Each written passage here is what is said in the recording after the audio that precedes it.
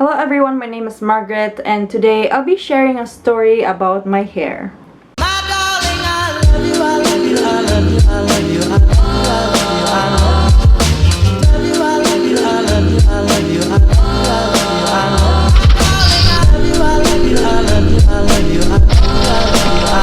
So, napansin ako na hinay na kayo ang tubo sa kong buhok, and if you can notice, my hair has been short or just medium length for the longest time. One of the reasons why is mabukog pasensya, and another factor is it's really slow growing.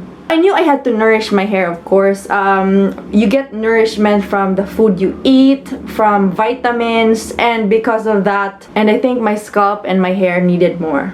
So, nag-research ko sa internet because I don't really have access to books right now. In the internet, I was able to find out na ang buhok di ay kailangan og mga essential supplements and nutrients para motubo og maayo og paspas. Kay kung dili nimo siya in-nourish, hinay iyang tubo, just how I experienced it.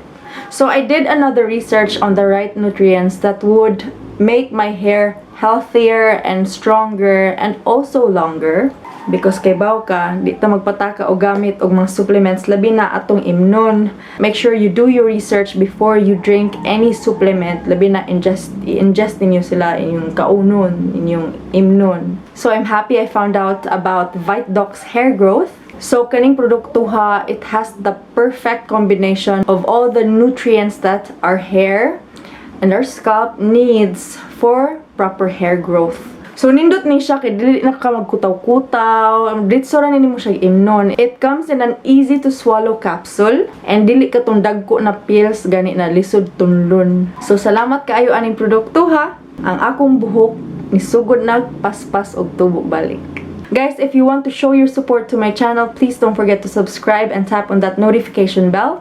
And if you wish to support my Facebook page, don't forget to like and follow as well.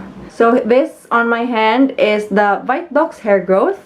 This is a 60 capsule bottle, and it of course prevents hair loss, stimulates hair growth, strengthens hair and scalp, and makes hair thicker and healthier. For you to get the best results, it's recommended for you to take in 2 capsules per day. So, under the supplement facts, you will see that it has vitamin C, pantothenic acid, vitamin E, B1, vitamin A, B6, folic acid, biotin, vitamin D3, vitamin B12, and some minerals, which are magnesium, iron, zinc, manganese, and a few herbal extracts. So thank you so much ViteDox for having a hair growth natural supplement available in the market so that we can maintain and nourish our hair and scalp.